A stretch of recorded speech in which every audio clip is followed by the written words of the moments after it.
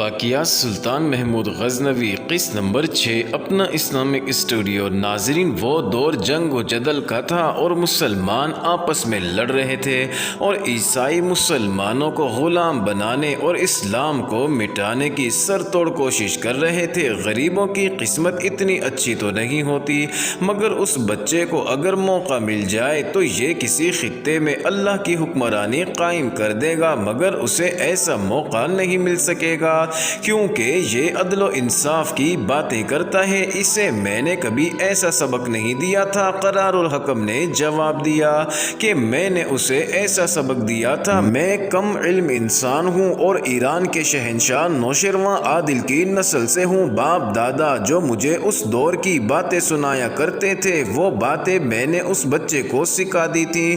قرآن میں بھی اس نے یہی پڑھا ہے۔ امام صاحب نے کہا کہ اسے بخارا لے جاؤ، میں تمہیں خط لکھ دیتا ہوں، وہاں تمہیں بہت اچھا ذریعہ معاش بھی مل جائے گا، اور خیال رکھنا اکیلے نہ چل پڑنا، راستے میں چوروں اور ڈاکوؤں اور رہزنوں کا بہت خطرہ ہوتا ہے۔ تمہارے پاس دولت نہیں مگر تمہاری بیوی بہت قیمتی ہے، کہیں ایسا نہ ہو کہ بیوی سے ہاتھ دھو بیٹھو۔ بچے بھی اغوا ہوتے ہیں اور غلاموں کی منڈیوں میں فروخت کیے جاتے ہیں۔ مزید کچھ دن رک جاؤ، کوئی قافلہ تیار ہو جائے تو اس کے ساتھ چلے جانا۔ ناظرین، اس دور میں لوگ ڈاکوؤں سے بچنے کے لیے قافلوں کی صورت میں سفر کیا کرتے تھے۔ اکیلے دھکیلے مسافر ڈاکوؤں کے ہاتھوں لٹ جایا کرتے تھے۔ کبھی کبھی قافلوں پر بھی حملہ ہو جایا کرتا، مگر قافلے والے مل کر مقابلہ کیا کرتے تھے۔ باقاعدہ لڑائی کی صورت اختیار کر جاتی تھی اور اس طرح بچ نکلنے کی صورت پیدا ہو جاتی تھی۔ خوبصورت عورتوں اور بچوں کو فروخت کیا جاتا تھا۔ جن حاکموں کو ڈاکوؤں کا قلعہ کما کرنا چاہیے تھا، وہی ان اغوا کی ہوئی عورتوں اور بچوں کے خریدار ہوا کرتے تھے۔ امام صاحب نے ٹھیک کہا تھا کہ اس کی بیوی اپنی خوبصورتی کی وجہ سے قیمتی ہے، اس کا بچہ ذہانت کی وجہ سے کسی دولت سے کم نہ تھا۔ اگر اکیلے سفر کرتے تو سب کچھ لٹ سکتا تھا۔ کوئی قافلہ تیار نہ ہوا۔ ناظرین، ایک قافلہ وہاں سے گزرا جن میں عورتیں، بچے اور مرد اور زیادہ تر تاجر شامل تھے، جو سبھی بخارا جا رہے تھے۔ الحکم بھی اپنی بیوی اور بچے کے ساتھ اس قافلے میں شامل ہو گیا۔ سفر کی پہلی رات آئی تو قافلے نے ایک وادی میں پڑاؤ کیا۔ کھانا پکایا گیا اور سب نے مل کر کھایا۔ سفر کی تھکان کی وجہ سے سب سو گئے۔ 3-4 محافظ پہرے کے لیے کھڑے کر دیے گئے۔ پہرے دار چٹانوں اور خیموں کے ارد گرد گھوم پھر رہے تھے۔ آدھی رات کے وقت پہرے داروں کو گھوڑوں کی ٹاپ سنائی دی جو انہی کی طرف بڑھتے چلے آ رہے تھے۔ پہرے داروں نے کمانوں پر تیر چڑھا لیے اور ایسے آدمیوں کو بھی جگا لیا جو جوان تھے۔ گھڑ سواروں کی آوازیں قافلے والوں کی طرح نہیں تھیں۔ یہ کسی محاذ کو جاتی ہوئی فوج ہو سکتی تھی یا پھر ڈاکو ہو سکتے تھے۔ اب وادی میں مشعلیں نظر آنے لگیں، یہ سواروں کے ہاتھوں میں تھی۔ ناظرین، سواروں نے قریب آ کر گیدڑوں اور بھیڑیوں کی طرح چیخنا شروع کر دیا اور گھوڑوں کو ایڑ لگا دی۔ پہرے داروں نے تیر چلانے شروع کر دیے۔ 1-2 ڈاکو تیر کھا کر گرے، مگر وہ طوفان کی طرح آئے اور سوئے ہوئے قافلے والوں کو جاگنے کی مہلت بھی نہ ملی اور وہ گھوڑوں تلے کچلے گئے۔ قافلے میں جو لڑنے کے قابل تھے انہوں نے مقابلہ کیا۔ ڈاکوؤں نے مشعلیں پھینک دی تھی جو زمین پر پڑی جل رہی تھی اور ان کی روشنی میں ساری وادی نظر آ رہی تھی۔ ماؤں نے بچوں کو سینے سے لگایا اور جنگل میں جدھر کو منہ کیا بھاگ کھڑی ہوئی۔ بعض بچے اکیلے چیختے چلاتے بھاگ کھڑے ہوئے۔ ناظرین، الحکم نے اپنی بیوی کو بازو سے پکڑ کر گھسیٹ کر ایک طرف لے گیا۔ بچہ ان کے ساتھ تھا، مگر جب وہ چٹان کی اوٹ میں پہنچے تو بچہ ساتھ نہ رہا۔ الحکم کی بیوی چیخنے لگی۔ الحکم نے بڑی مشکل سے بیوی کے منہ پر ہاتھ رکھ کر اسے چیخنے سے روکا اور کہا کہ خاموش رہو ورنہ ڈاکو تمہیں پکڑ کر لے جائیں گے۔ ناظرین، الحکم بیوی کو سمجھا اور چھپا کر بچے کی تلاش میں نکل کھڑا ہوا۔ الحکم خالی ہاتھ تھا، وہ آگے بڑھنے سے ڈر بھی رہا تھا۔ خیمہ گاہ میں قتل و غارت گری جاری تھی، عورتیں اور بچے چیخ رہے تھے۔ ڈاکو گھوڑوں سے اتر آئے تھے اور وہ سامان سمیٹ رہے تھے اور ان میں بعض اپنے کام کی عورتوں اور بچوں کو ساتھ لے جا رہے تھے۔ ناظرین، ڈاکو ڈاکوؤں کے گھوڑے چلے گئے اور ساتھ قافلے والوں کے گھوڑے اور اونٹ بھی چلے گئے۔ رات گزر گئی اور صبح کی روشنی پھیلنے لگی، اور جو لوگ بچ کر ادھر ادھر نکل کر چھپ گئے تھے وہ بھی واپس آنے لگے۔ ہر طرف لاشیں بکھری پڑی تھی، تمام جانور غائب تھے، کچھ بچوں کی لاشیں پڑی ہوئی تھیں اور کچھ غائب تھے۔ جوان عورتیں صرف وہ بچی تھیں جنہیں بھاگ کر چھپ کر جانے کا موقع مل گیا تھا۔ ان میں الحکم کی بیوی بھی تھی، وہ دیوانہ وار اپنے بچے کو ڈھونڈ رہی تھی۔ اس سے بچہ تو نہ ملا مگر بچے کا باپ مل گیا، وہ زندہ نہیں تھا، اس کے پہلو میں برچی لگی تھی، لاش خون میں لت پت پڑی ہوئی تھی۔ قرار کی بیوی بالکل پاگل ہو گئی، سامان اور خیموں کو وہ الٹ پلٹ کر دیکھنے لگی، سب سے پوچھنے لگی تم نے میرا بچہ تو نہیں دیکھا؟ وہ سب سے خوبصورت تھا۔ وہاں سب کی حالت ایسی تھی کہ کسی نے اس پر توجہ نہ دی۔ وہ چٹانوں پر چڑھی اتری، بھاگی اور زور زور سے چلائی، سبکدگین آ جاؤ، اپنی ماں کے پاس آ جاؤ۔ ناظرین، لٹا ہوا قافلہ خوف سے کانپتا اور آہوازاری کرتا ہوا چل پڑا اور پھر چلتا گیا۔ پیچھے وادی میں چیلوں نے اپنا راج قائم کر لیا اور وہ لاشوں کے گوشت کو نوچ نوچ کر کھانے لگی۔ وادی میں ایک نسوانی آواز سنائی دیتی رہی، سبکدگین آ جاؤ، اپنی ماں کے پاس آ جاؤ۔ اور جب 4 روز بعد وہاں ہڈیاں رہ گئی تو اس وقت بھی وہی نسوانی آواز آتی رہی کہ سبکدگین اپنی ماں کے پاس آ جاؤ۔ اس راستے سے گزرنے والے قافلوں، ڈاکوؤں، رہزنوں اور فوجیوں نے یہ آواز سنی اور جو بھی گزرتے وہ سنتے رہے۔ لوگوں نے اس آواز کے متعلق عجیب و غریب کہانیاں گھڑ لیں اور مشہور کر دیا کہ کسی بدروح کی آواز ہے۔ اب لوگوں نے اس راستے سے گزرنا چھوڑ دیا، وہ راستہ بالکل ویران ہو گیا۔ ناظرین، قرار الحکم زندہ ہوتا تو اپنی بیوی کو گھسیٹ کر قافلے والوں کے ساتھ لے جاتا اور اسے بتاتا کہ غریبوں اور خانہ بدوشوں کے بچے باطل شکن نہیں بلکہ شکم پرور ہوا کرتے ہیں۔ تم دل میں جس خواہش کو جگر کے خون سے سینچتی رہی ہو وہ کبھی پوری ہونے والی نہیں تھی۔ یہ خواہش وہم بن کر کبھی سفید ریش بزرگ کی صورت میں نظر آتی تھی اور کبھی تم نے خواب دیکھ کر انہیں حقیقت سمجھ لیا۔ جہاں دولت، دھوکے، بے عدلی اور گناہوں کی حکمرانی ہوتی ہے وہاں عقل و دانش والوں کی قسمت سو جاتی ہے۔ نام وہ پیدا کرتے ہیں جن کے پیٹ بھرے ہوئے ہوتے ہیں۔ میرے بچے کی ماں، قرآن کے اشارے ہم جیسے غریبوں کے بچوں کے لیے نہیں ہوتے۔ خواہش تھی یا وہم تھا، خواب تھا یا حقیقت، جو کچھ بھی تھا قرار الحکم کی بیوی کے ساتھ چلا گیا تھا اور پکار میں سمٹ آیا تھا، سبکدگین، سبکدگین، جسے لوگ کسی بدروح کی آواز سمجھنے لگے اور سمجھتے رہے، اور پھر یہ ماں اور اس کی پکار تاریخ کی تاریکی میں گم ہو گئی تھی۔ ناظرین، اسلام نے غلاموں کی خرید و فروخت اور کسی کو غلام بنا کر رکھنے کی ممانعت کر دی تھی، مگر یہ احکام خلافت راشدہ سے آگے نہ چل سکے۔ خلافت تو قائم رہی مگر شہنشاہیت کی صورت اختیار کر گئی اور پھر سلطنت اسلامیہ اور ریاستیں سازشوں کا مرکز بن گئیں اور خلافت برائے نام رہ گئی، خلیفہ کی وقت اور طاقت نہ رہی۔ اگر کسی کا جی چاہتا تو خلیفہ کا احترام کرتا، ورنہ ہر کوئی من مانی کرتا تھا۔ حرم اور غلام جیسی بدعتیں پھر سے شروع ہو گئیں۔ دولت والوں کے حرموں میں خوبصورت لونڈیاں اور کام کرنے کے لیے غلام آنے شروع ہو گئے۔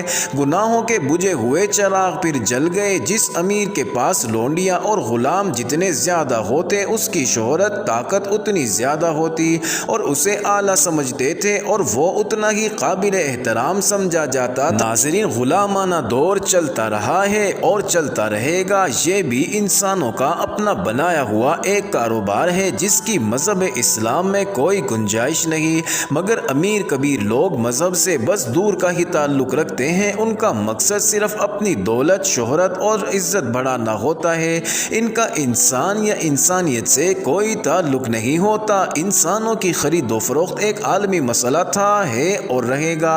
اس پر قابو پانا ناممکن ہے۔ آج کے اس جدید دور میں بھی انسانوں کی خرید و فروخت جدید طریقے سے ہوتی ہے۔ ناظرین، بخارا کی منڈی میں لوگوں کا ہجوم تھا، بولیاں لگائی جا رہی تھیں، کچھ غلام، لونڈیاں اور بچے فروخت ہو چکے تھے۔ ہجوم کے سامنے چند ایک خیمے کھڑے تھے، ان کے آگے لکڑی کا چبوترا تھا، 3-4 لڑکیاں اس چبوترے پر کھڑی تھیں۔ نہیں۔ ایک آدمی ایک لڑکی کے کندھے پر ہاتھ رکھ کر بلند آواز سے کہتا، عمر 20 سال، سیدھی اپنے گھر سے آئی ہے، جسم دیکھو کوئی بیماری نہیں، کسی کے پاس نہیں رہی، بولو تازہ مال ہے؟ جی 100 دینار بہت تھوڑے ہیں۔ بولو یہ لڑکیاں نیلام ہو رہی تھیں، خریداروں میں بردہ فروش بھی تھے، قہبہ خانوں والے بھی تھے، لڑکیوں کو رقص اور گانا سکھانے والے بھی، اور ان میں امراء، وزراء اور حاکموں کے کارندے بھی شامل تھے۔ اس منڈی سے ذرا پرے ایک اور منڈی بھی لگی ہوئی تھی، یہاں آدمی فروخت ہو رہے تھے۔ ناظرین، ان میں بچے بھی تھے، خریدار انہیں اس طرح دیکھ رہے تھے جیسے جانور کو خریدتے وقت دیکھا جاتا ہے۔ بچوں کی قیمت زیادہ تھی، یہ 8-10 بچے تھے، سب رو رہے تھے، ان سب کی عمریں 12 سے 15 سال کے درمیان تھی۔ صرف ایک بچہ ایسا تھا جس کی آنکھوں میں آنسو نہیں آئے تھے، چہرے پر اداسی تھی۔ یہ سب اسی قافلے کے بچے، مرد اور عورتیں تھیں جس قافلے میں الحکم اپنی بیوی بچے کے ساتھ گامزن سفر تھا۔ یہ بچہ جو رو نہیں رہا تھا دوسروں سے خوبصورت تو نہیں مگر دوسرے بچوں سے الگ ضرور لگ رہا تھا۔ اس کی عمر 12 سال کے لگ بھگ تھی۔ خریداروں میں حاجی نصر نامی امیر آدمی کے کارندے بھی شامل تھے۔ انہیں کسی وقت حاجی نصر نے کہا تھا کہ وہ پختہ عمر کے غلاموں کی بجائے نوعمر 2-4 لڑکے خریدنا چاہتا ہے تاکہ وہ انہیں اپنے سانچے میں ڈھال سکے اور وہ بڑے ہو کر اس کے وفادار رہیں۔ حاجی نصر کے نوکروں نے جب ان بچوں کو دیکھا تو فوراً حاجی نصر کو ان کی اطلاع دی۔ ناظرین، حاجی نصر آیا، اس نے ان بچوں کو دیکھا مگر ان کے رونے کی وجہ سے اسے گھبراہٹ ہونے لگی۔ اسے یہ بچہ پسند آ گیا جو رو نہیں رہا تھا مگر اداس ضرور تھا۔ ان رونے والے بچوں میں خوبصورت بھی تھے مگر انہیں سہلانا آسان کام نہ تھا۔ حاجی نصر نے اپنے نوکروں سے کہا کہ یہ بچہ لے لیتے ہیں۔ حاجی نے یہ بچہ خرید لیا اور ساتھ لے کر گھر کی جانب چل دیا۔ گھر پہنچ کر حاجی نصر نے بچے سے پوچھا، تمہارا نام کیا ہے؟ تو بچے نے جواب دیا کہ اس کا نام سبکدگین ہے۔ تمہارے ماں باپ زندہ ہیں؟ حاجی نے پوچھا تو بچے نے جواب دیا کہ معلوم نہیں، میں سویا ہوا تھا کہ قافلے پر حملہ ہو گیا، گھوڑے ہمارے درمیان سے گزر گئے، میں اٹھ کر بھاگا مگر ایک ڈاکو نے مجھے پکڑ لیا اور کچھ دور لے جا کر میرے ہاتھ پاؤں کو رسی کی مدد سے باندھ دیا اور پھر ہمیں یہاں لے آئے۔ ناظرین، حاجی نے پوچھا کہ تمہارا باپ کیا کام کرتا تھا؟ بچے نے جواب دیا کہ امیروں کے گھر میں نوکری چاکری۔ حاجی نے پوچھا تم رو کیوں نہیں رہے تھے؟ بچے نے کہا کہ جواب دینے سے پہلے میں آپ سے پوچھنا چاہتا ہوں کہ آپ کا مذہب کیا ہے؟ ناظرین، حاجی نے جواب دیا کہ میں مسلمان ہوں اور حاجی ہوں۔ بچے نے کہا کہ پھر مجھے نہیں، آپ کو رونا چاہیے اور آپ کا حج بھی قبول نہیں ہوا۔ میرے ماں باپ نے مجھے بتایا تھا کہ قرآن کے حکم کے مطابق کوئی انسان کسی انسان کو غلام نہیں رکھ سکتا اور نہ بنا سکتا ہے۔ آپ نے مجھ سے پوچھا کہ میں رو کیوں نہیں رہا تو مجھے سمجھ نہیں آ رہی کہ میں روؤں یا ہنسوں یا کیا کروں۔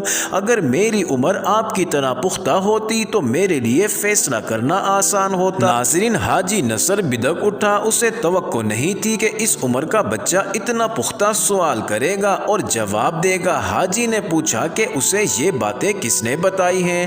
تو بچے نے جواب دیا کہ اس کا استاد ایک امام مسجد ہے۔ بچے نے اس امام مسجد کا نام بتایا اور کہا کہ میرے والدین نے مجھے عدل و انصاف کے بہت سبق دیے ہیں جو کہانیوں کی شکل میں تھے۔ میرا باپ کہا کرتا تھا کہ وہ نوشیروان کی نسل سے ہے اور میری ماں کہا کرتی تھی کہ اسے خواب میں ایک نورانی صورت بزرگ نظر آتے تھے جو اسے بتاتے تھے کہ وہ ایک بچے کو جنم دے گی جو باطل شکن ہوگا اور حق کی آواز دور دور تک پہنچائے گا۔ اس بزرگ نے یہ بھی کہا تھا کہ اگر وہ بچہ میں نہ ہوا تو وہ میری اولاد سے ہوگا۔ ناظرین، حاجی نے پوچھا کہ تم اپنی ماں کے عقیدے پر کتنا یقین رکھتے ہو؟ بچے نے جواب دیا کہ میں اپنی ماں کے عقیدے پر کس طرح یقین رکھ سکتا ہوں؟ میں ایک غلام ہوں اور آپ نے مجھے خریدا ہے اور ایک غلام کا کیا عقیدہ ہو سکتا ہے؟ کیا آپ نے مجھے جانور سمجھ کر نہیں خریدا؟ ایک جانور کا کیا عقیدہ ہوتا ہے؟